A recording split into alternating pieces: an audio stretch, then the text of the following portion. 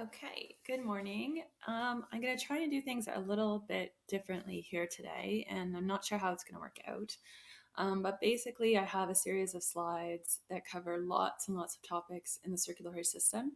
And we would normally work through these over a few days. What you're going to get is a really condensed summary of the system as an introduction to something you'll do in way more detail in grade 11. So I think how I'm going to approach this is I'm going to show you a slide. I'm going to talk to you about information that's on the slide. And then I'm going to do a note afterwards to summarize the topics. So basically, I guess you just sit back and listen to me talk and then write out the note later. If you wanted to try using this as an opportunity to practice making notes from somebody who's speaking, feel free. And I'm just going to have to make some calls as we go about how much detail I choose to share. And then obviously what's written down would be the most critical step to try and retain going forward. Okay, haven't found an easy way to flip back and forth, and that's just my newness to this. So I apologize. Okay, so you can see that we're going to start by talking about the circulatory system. And well, I'm just going to go right into there we go. So what you've got here is an outline of what components are part of the circulatory system, so what makes it up. Really, there's going to be sort of three critical pieces that we would spend time talking about, each in their own amount of detail. You have the heart, which is the main organ in this system, and it is very, very muscular. So lots of muscle cells in there working away. There's also some nervous tissue and some other components to it. And then you have the blood vessels, okay, which transport the blood. So the heart itself, the blood vessels that transport the blood, and the blood. And there's two big circuits that the blood travels through in your body. So you're trying to keep in mind that the main function of the system is to transport things to all the cells in the body and then to carry also wastes away from those cells. So this is their connection to the whole body. It's how all those cells and all those little remote areas get their nutrients, and then how their waste gets removed from your body. So the one of the systems is called the pulmonary circuit, and the blood vessels, the blood travels from the heart to the lungs and back to the heart. So you're going to see the connection of these two systems. So there's like a loop where blood leaves one side of the heart, goes to one of the two lungs, comes back from the two lungs, and goes into the other side of the heart. So it's like a loop where you go heart to lungs, back to heart to lungs, back to heart. Okay, so that one is called the pulmonary circuit. If you've had to do any kind of lung testing, you may have heard the word pulmonary in connection to your lungs, just like you might have heard cardio in connection to anything circulatory or heart related. Okay, now the other circuit is called the systemic circuit. It travels through the rest of your system. So that one you leave the other side of your heart. The blood travels to anywhere else in the body except for the lungs. So it could be up to the brain, out to the fingers, down to the toes, and then comes back to the heart again. So in that one, you leave the heart, the blood travels to all these remote regions of the body, and then finds its way back to the heart again. So it's another great big loop, but through a different circuit. Okay, so that's basically what's on here, or what I would use this to point out. You can see there's two colors here, really. There's red and blue. Red is supposed to show oxygenated blood, so blood that is rich in oxygen, and blue is supposed to show blood that is low in oxygen but high in carbon dioxide. Okay, and this all comes back to linking to the lungs. So the blood goes to the lungs to pick up oxygen, comes back to the heart. That blood travels out to all those cells and then comes back low in oxygen and high in carbon dioxide. That blood, which is high in carbon dioxide, has to go back to the lungs so that you can breathe out that carbon dioxide, take in a fresh breath of oxygen, back to the heart, back to the body, and then it loops and loops and loops again. Okay, so normally we would start with the main organ here, the heart. There's lots of different images you'll see for the heart. This most important things to know about the heart would be that it has two halves, and that there are 4 chambers. And you can't see it in this image because it's all balled up. So this is what it looks like. Really, really muscular, as you can see here.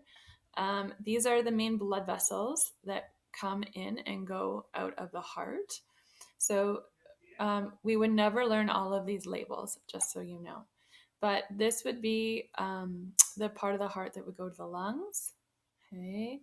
And then that blood would come back, and then it would go through this one out to that systemic circuit. So this one is headed to the pulmonary and back, and then this one is headed to the body and back, and this is coming back from the body. So these different colors are supposed to be linked to those circuits I talked about, ready to go pick up fresh oxygen. There's other blood vessels you can't see that would bring that back. This one shoots that fresh blood rich in oxygen out to the body. And then this is that blood from the body draining back into the heart. There are some blood vessels the heart has itself. So blood vessels that come back to sort of give this muscle the oxygen, which means the energy it needs to keep going. And I think I'm just going to leave that for that. So 2 halves, 4 chambers, and here you can sort of see that. So this would be where I would divide the heart in 2. Right there, you can see there's like a wall where there's no openings there, and then 4 chambers. So 2 at the top, these are called atriums, and 2 at the bottom, these are called ventricles. So this once again shows you the connection between the circulatory and respiratory, the heart lungs piece. So this is that pulmonary circuit. Here is blood coming back from the body. This is some sort of like your brain and your upper arms. This is blood coming from your lower body, so your abdomen and your legs. All of that blood is draining into this chamber right here.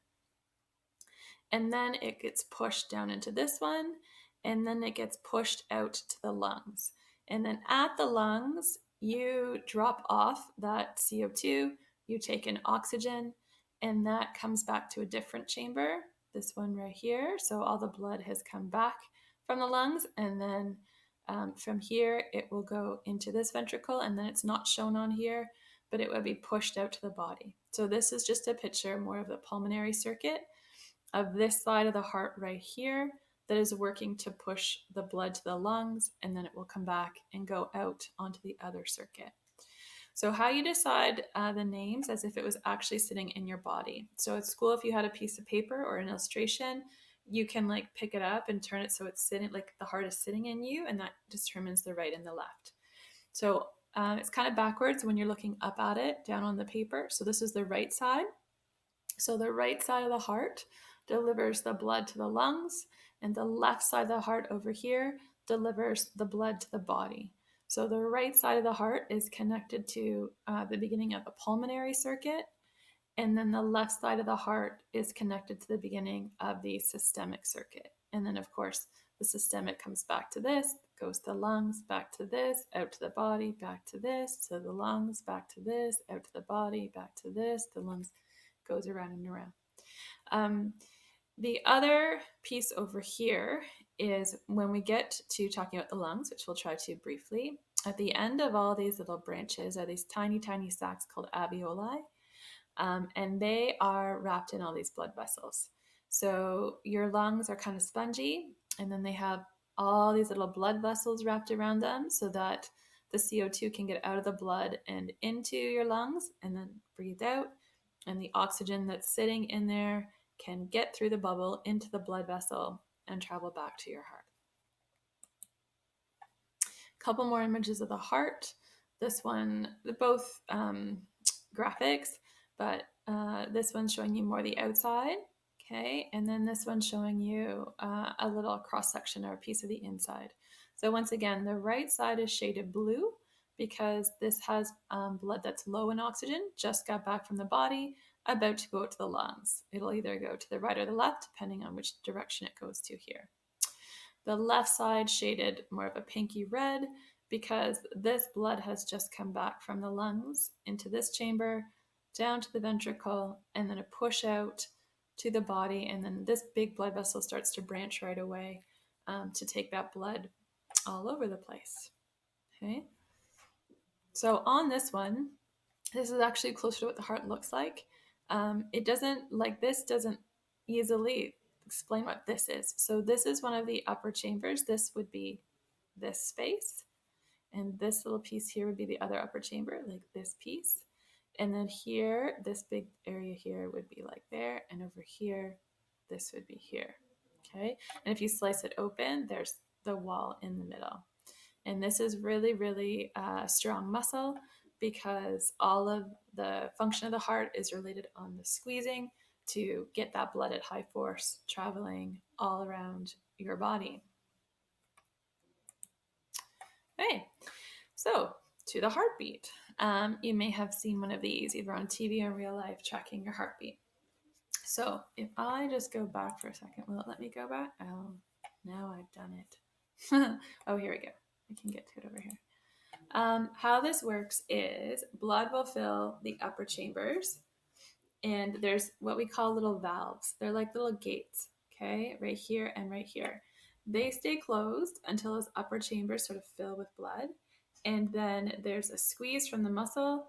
Those little gates that we call valves open, the blood rushes down into the lower chambers, okay, that fills, and then they have their own little gates here and here.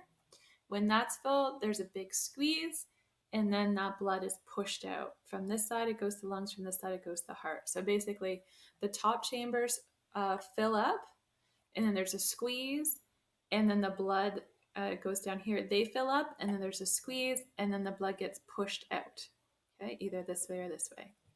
So when you're listening to a heartbeat, you hear like the thump, thump. Those sounds are these gates that we call valves closing. So the first thump is from these two, they close together, the ones between the atriums and the ventricles. And the second thump is from these ones closing, from the ventricles out to the blood vessels. So then you get the thump, thump, thump, thump, thump, thump, which is your heartbeat. Okay. So the sounds associated with your heartbeat are the valves in your heart closing, and they should be in unison. And obviously your heart will go faster when there's more demand for oxygen, so more demand for fresh blood.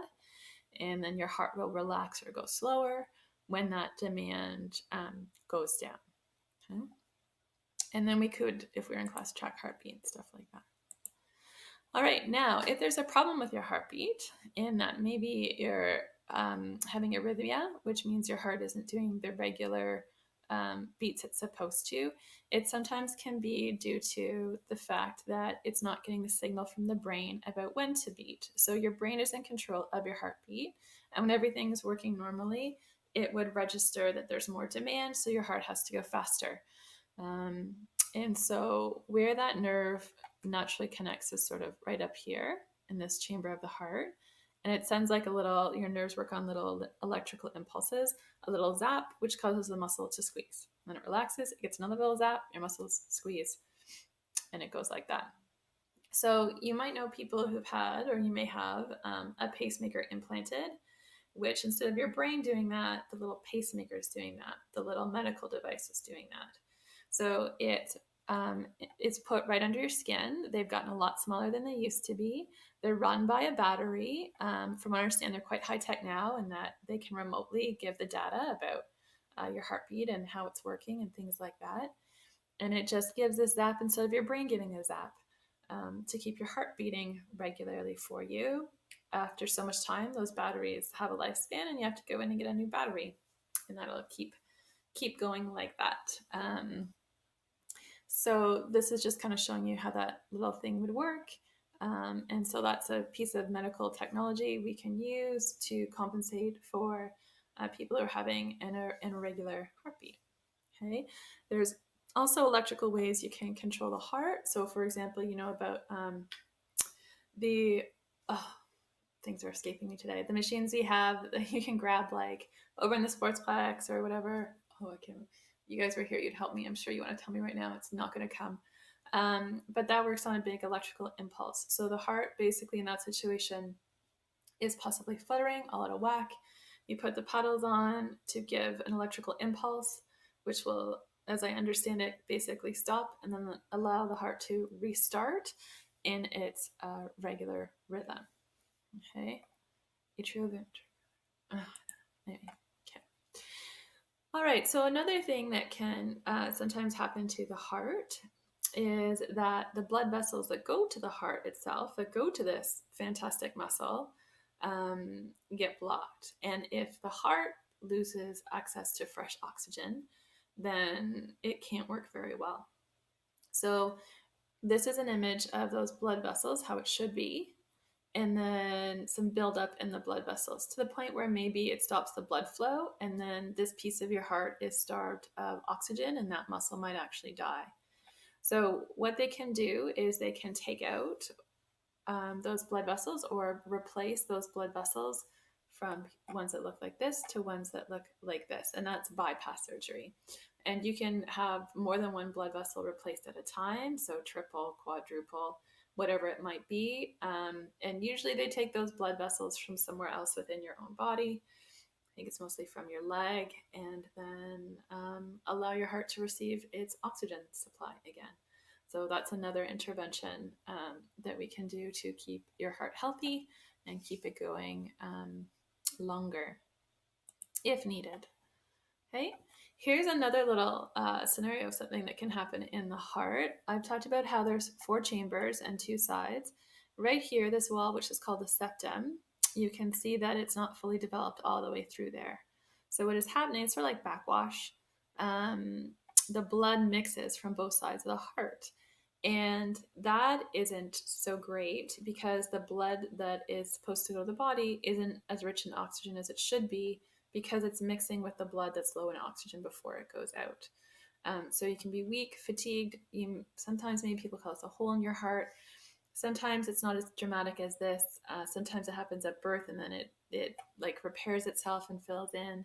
But that could be something else you're familiar with. Back to the valves not closing properly or how the valves work. A heart murmur is usually a reference to the fact that the valves don't close shut and it's like another little backwash situation type thing. So instead of all the blood going forward like it's supposed to, some gets back in here because these aren't closing completely. Okay. All right. These are the 3 types of blood vessels. I'm just going to point out the main differences between an artery, a vein, and what we call a capillary, which is what we have in the middle. So an artery is any blood vessel that is leaving the heart. That's how you define an artery, a blood vessel that is carrying blood away from the heart, whereas a vein is a blood vessel that is returning blood to the heart. So the blood is coming back to the heart. In the artery, there's a lot more thickness to the blood vessel than there is in the vein. It's a lot more elastic as well, which means it has more give to it. The reason arteries are constructed that way is because there's way more pressure in an artery than there is in a vein. So we go back to the fact it's blood leaving the heart. The blood is an exceptionally strong muscle. It gives a really strong push to the blood to help get it everywhere it needs to go. And so these have to be able to withstand that pressure and not spring a leak or break. So they're built to do that. Whereas by the time the blood is coming back to the heart, that pressure is no longer there. And so you don't have to have as much of that lining built up to handle it. So if you cut into an artery, let's say, whether it's in an accident or something like that, then this is where you would get potentially blood spurting out, depending on how close to the heart it gets cut, because of that force. And the spurt is directly connected to the heartbeat. So the heart has gone ahead and pushed the blood and then relaxed, push the blood and then relaxed. So you get that jutting out effect. Whereas when you open any vein, which is most often what you cut in little injuries and things like that, the blood just seeps out. You don't see that spurting effect. Another difference that I'm going to point out between the two is that veins have valves and arteries do not. So the reason that it makes sense for a vein to have a valve is because of the lack of pressure. And sometimes that blood is traveling like from your legs back up to your heart. You don't want to backwash. So you want to have little valves that can close to keep the blood headed in the right direction as it is trying to make its way back to the heart. In between these two, so the idea is you leave the heart through a large blood vessel, the aorta, if you're going to the body, let's say. It branches and branches and branches into smaller and smaller and smaller little blood vessels to get to all the little nooks and crannies of your body. And then when they're small enough, those blood vessels are called capillaries. And capillaries are so tiny that their lining is just one cell thick.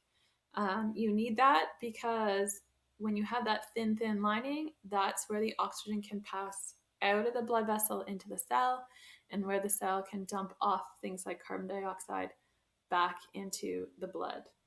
Those capillaries start to rejoin with each other until you get to bigger and bigger and bigger blood vessels that travel back to the heart. And as you're on your way back to the heart, whether it's from the lungs or the body, all of that blood is pooling into just a couple blood vessels to enter the atrium either side.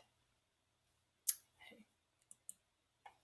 All right, here's an image of what can happen when the valves in the vein aren't closing properly. So you would see here, we've got some blood vessels that are taking blood back to the heart. They're converging. They have their own valves. Right up here, all of them working normally to have the blood moving upward. They would close behind the blood, open a bit, close behind the blood as it travels up. Here, this valve has stopped working, as well as this one a little bit. And so the blood is backwashing. You can see this, it's turning around and pulling back, and it's pooling at the last valve to close properly. Now there's pressure on more and more of them. So you get this like bulging effect, and you can see these kind of veins usually. They're called varicose veins. They happen a lot in the legs, under the skin, and sometimes they can be quite painful. So there are, you can't get them surgically removed, either for cosmetic reasons, which means you don't like the look of them, or because they're actually causing you distress and some pain. Okay, but that is what a varicose vein is. It's where the valves aren't working and the blood is pooling and causing that bulging.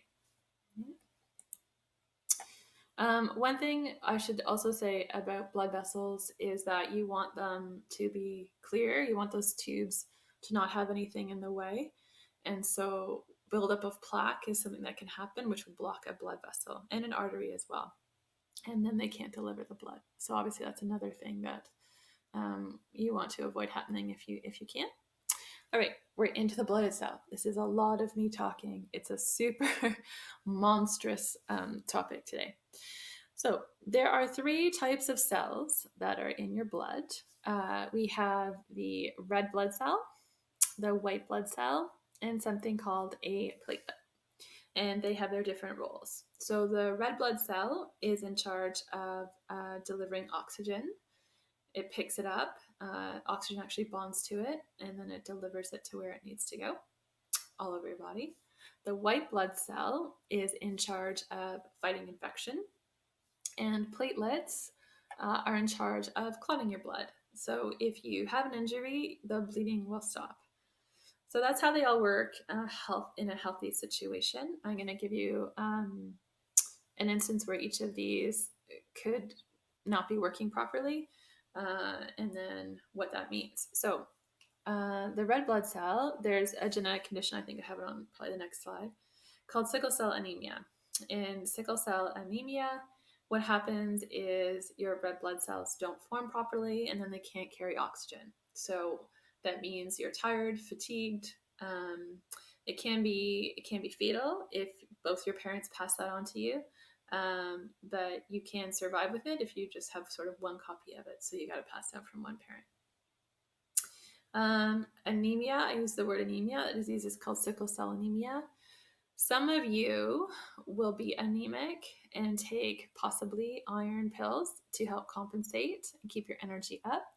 Iron is a piece of a molecule needed in here, and you can't carry oxygen without that iron. So you need the iron to carry your oxygen, and your oxygen translates to energy.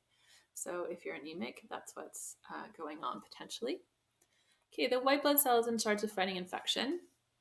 HIV is a virus that will attack your white blood cells. So it goes in there and it destroys them and leaves you without an immune system. So if you have HIV, the threat is that your immune system is destroyed. This piece of your immune system is destroyed, and then you get sick and potentially die from all kinds of things that shouldn't be harmless. You're just prone to getting everything and getting sick from everything. And obviously, that is not a position to be in. Anyone who's immune compromised, it means their immune system isn't working, and then they're really susceptible to viruses, etc., that are out there, and they can be quite a vulnerable, dangerous position if they get exposed to those things. All right, the platelets. There's also a genetic disorder called hemophilia, where you do not have functioning platelets, and so if you start to bleed, you can't stop. And so that's obviously a really vulnerable situation to be in. It doesn't have to be external, it could be internal. So you could fall, let's say, and damage something on the inside, and then those blood vessels can't repair themselves. The bleeding won't stop, and that is also terrible. So you can get blood transfusions to get components, right? You can get blood transfusions to give you platelets. A little historical thing here is that some of the first people to get HIV were hemophiliacs because they were relying on blood transfusions from other people to get platelets so that they wouldn't have to worry about this bleeding disorder they have. But that was before we knew much about the virus, and we didn't know how to test for it in blood. And so there were some blood donations that had HIV, and so some hemophiliacs, quite young kids actually, developed HIV as a result of their blood transfusions. So that is one of the reasons they're always extremely cautious with the blood supply and trying to make sure that when you do need blood, that it's free from viruses and things like that. Okay. So here's more of what you would see in the microscope. The red blood cells tend to look like this. Okay, they actually don't have a nucleus. They're generated from your bone marrow. I've talked about that before. That would be more like what the white blood cell looks like. It does have a nucleus. And then platelets. So they're not all in the same ratio. You have way more red blood cells than you do the others. And you can actually ramp up your red blood cell production when needed. Like if you go to higher elevation, then your body will make more red blood cells so you can carry more oxygen, so you can get more energy. Athletes use this. If you train at a higher elevation, you have more red blood cells in your body. And then you come back and you run a race, let's say at sea level, and you've got a little bit of an extra advantage. Okay, whole other conversation. So here's what happens if you have sickle cell anemia. Some of your red blood cells look like this, like a sickle. It's some sort of old farming implement. And so these things can also clog your little blood vessels and make it harder for you to get the oxygen supply you need. Okay, here's an example of what a blood clot is. You may have heard of that before. So your blood has clotted when it shouldn't in your blood vessels, and the fear is that these things could get to a spot and then block the blood supply, so stop the blood from being able to get through the blood vessel. And then whatever's on the other side where that blood was supposed to go is getting starved of oxygen and it will die. And people worry about things like stroke and stuff like that as a result from cutting off the blood supply to the brain would be a big fear. That's what that picture is. Okay, the blood clot went here, and then the blood can't pass, and then a piece of your brain is deprived of oxygen, which is obviously not good. I feel like we might be getting to the end. Oh, this is the last slide. What a monster of a topic. So these are dialysis machines. These are probably not what they look like right now. But another system, well, everything's connected, I guess. But another key connection with this system is the urinary or excretory system. So your blood has filled up with waste that it picked up from all of these cells. Not all of it is CO2 waste, which means not all of that waste is breathed out through your lungs.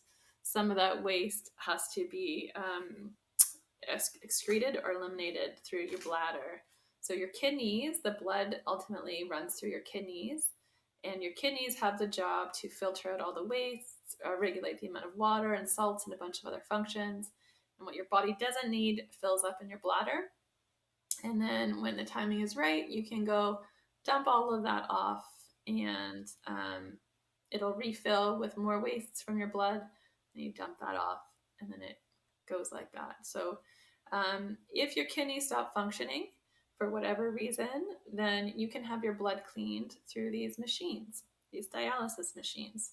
So in an oversimplified version of what that looks like, you go there, the machine hooks up to your blood runs out of you through the machine, gets cleaned by the machine, and your blood is run back into your body.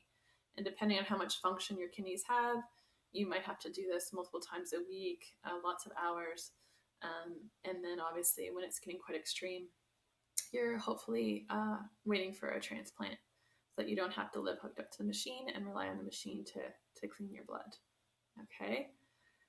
Oh, I don't even know if you're still listening, but that's where I'm going to cut this off. And then what I'm going to do is, I think I'm just going to make a note, like maybe in a doc, and then I'll attach it.